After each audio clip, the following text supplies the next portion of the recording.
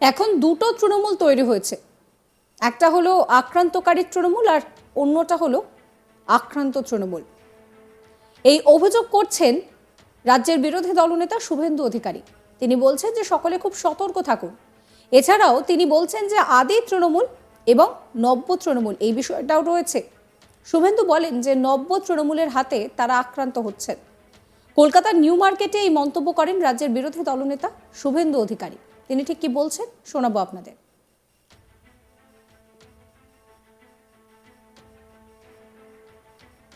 আমিও আক্রান্ত হয়েছি একটা দলের দ্বারা, তাপস দাও আক্রান্ত হয়েছে। সেটা কি? আদি তৃণমূল নব্য তৃণমূল, লাল চুল কানে দুল তাহারই নাম যুবা তৃণমূল। যাদের আবির্ভাব হয়েছে ধরাধামে 2011 সালে 21শে জুলাই ব্রিগেড প্যারেড ময়দানে, মাননীয় ভাইপোর পার্টি, তাদের দ্বারা আমরা আক্রান্ত। আমরা সবাই বলতাম আদি তৃণমূল নব তৃণমূল। আদিকে দেখলে বোঝা যাবে হাতে মাকড়ি নেই, চোখে দামি সানগ্লাস নেই, পায়ে লোটো নেই, 5-10টা হাতে 16টা আংটি নেই, জোড়া আইফোন নেই, জিলেট করা চুল নেই, চুলগুলো উপরের দিকে তাকিয়েছে, এইসব মাকড়ি টাকড়ি এগুলো নেই যারা, তারা হচ্ছে আদি তৃণমূল ছিল। তারপরে এলো নব্য তৃণমূল, ভাইপো, তার সঙ্গে বিনয় মিশ্র, তার সঙ্গে হুগলির শান্তনু, তারপরে এখানে সৌম্য বক্সি, অনেক এরা আছে, সব চোর ডাকাত কুন্তল ইত্যাদি ইত্যাদি। এরপরে এখন রিসেন্ট আপনার বহরমপুরে মার্ডার হওয়ার পরে, তারপরে দুলাল সরকারের মার্ডারের পরে, সুশান্ত ঘোষের উপরে গুলি চালানোর পরে, সন্দেশখালীর এমএলএ সুকুমার মাহাতোকে মারার পরে, মিনাখার এমএলএ এর উপরে গুলি চালানোর পরে এখন দুটো তৃণমূল তৈরি হয়েছে, আক্রমণকারী তৃণমূল, আক্রান্ত তৃণমূল। দুয়ারে সরকারেও বন্দুক হাতে আক্রমণকারী তৃণমূল, দুয়ারে সরকারে হাডুডি খেলায় গুলি ছুটছে,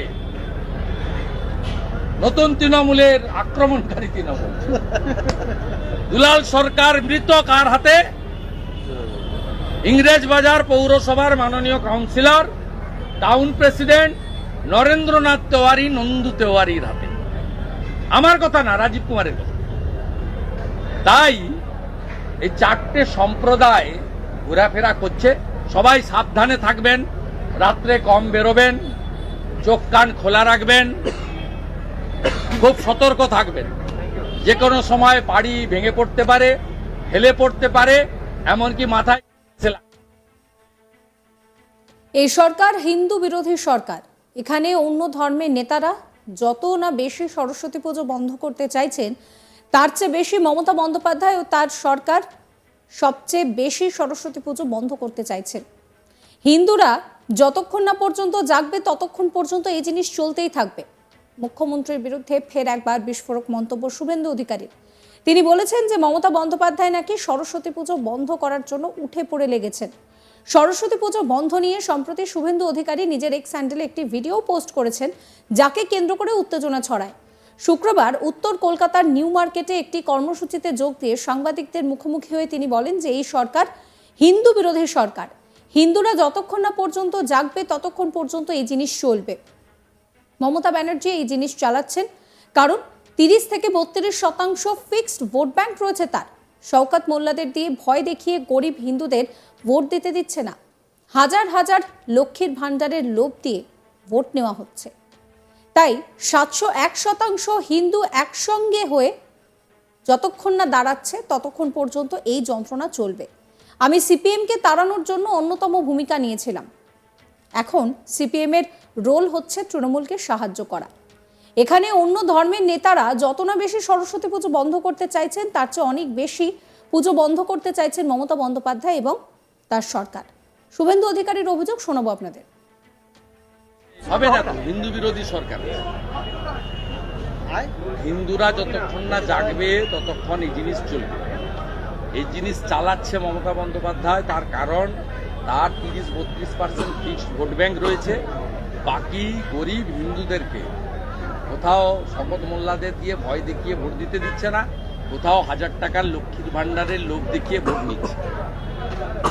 যতক্ষণ না নিজেদের সংস্কৃতি এবং ধর্ম রক্ষার জন্য 70% হিন্দুর 70% হিন্দু 70-এর মধ্যে 70% ঐক্যবদ্ধ হয়ে একে না হারাচ্ছে, ততক্ষণ পর্যন্ত এই যন্ত্রণা চলবে। আমি সিপিএমকে তাড়ানোর ক্ষেত্রে অন্যতম ভূমিকা নিয়েছিলাম।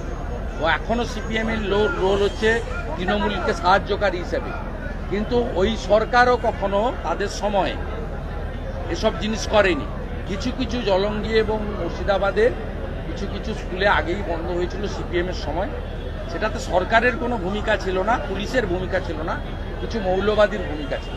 কিন্তু এখন তো সরাসরি সরকার পুলিশকে দিয়ে এটা করছে। এখানকার যারা অন্য ধর্মের ধর্মীয় নেতারা আছে, তারা যতটা না সরস্বতী পুজো বন্ধ করতে চাইছেন, তার থেকে বেশি সরস্বতী পুজো বন্ধ করতে চাইছেন মমতা বন্দ্যোপাধ্যায় এবং তার সরকার। গেরুয়া রঙের প্রতি ঘৃণা, জয় শ্রীরামকে অপশব্দ বলা, ভারত মাতা কি জয় বলতে পারা যাবে না, বিজেপিকে কর্মসূচি করতে দেওয়া হবে না। টক শোতে আপনারা একদম উদ্ধার করে দেন কেউ কেউ। বিজেপি কোথায়? আর বিজেপিকে কোথাও এই হাইকোর্ট ছাড়া এখানে আপনি বসে করতেন নাকি? এইখানে যখন ডেকোরেটরের মাল আসতো তখনই তো তুলে নিয়ে চলে যেত। পরিস্থিতিটা কোন জায়গায় নিয়ে গেছে আপনি দেখুন। একজন লিডার অব অপোজিশন, তাকে 74 টাইম হাইকোর্টে যেতে হয়েছে 3.5 বছরে কর্মসূচি করার জন্য।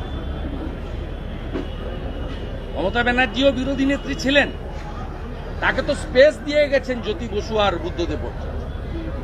আপনি একটা টুইট করেছেন, জাতীয় সড়ক বন্ধ করে তিনি সিঙ্গুরের কারখানাকে তাড়িয়েছেন 16 দিন ধরে, বুদ্ধবাবুর উদারতাকে ক্যাপিটাল করে। এখানে তো 16 মিনিট আপনাকে দাঁড়াতে দেবে না। আপনাকে সন্ধ্যার পরে বলতে হবে যাতে মেয়রেল বা তার পারিষদরা এখানে চলে যায়। 5টার বেশি চোং নয়, 300-র বেশি চেয়ার নয়। এভাবে কি আটকানো যায় নাকি? আপনি দেখলেন তো রাস্তা বন্ধ হয়ে গেল, পাবলিক রাস্তা বন্ধ করে দিল। মমতা ব্যানার্জির ভোট ব্যাংক যারা দেখুন, মুসলিমরা কত দাঁড়িয়ে গেছে, বলছি তারাও যন্ত্রণায় আছে, কিন্তু তাদের কিছু করার নেই।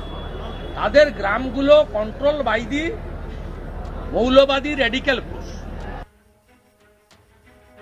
এখন দুটো তৃণমূল তৈরি হয়েছে, একটা আক্রান্তকারী তৃণমূল আর অন্যটি হলো আক্রান্ত তৃণমূল। এই অভিযোগ করছেন রাজ্যের বিরোধী দলনেতা শুভেন্দু অধিকারী।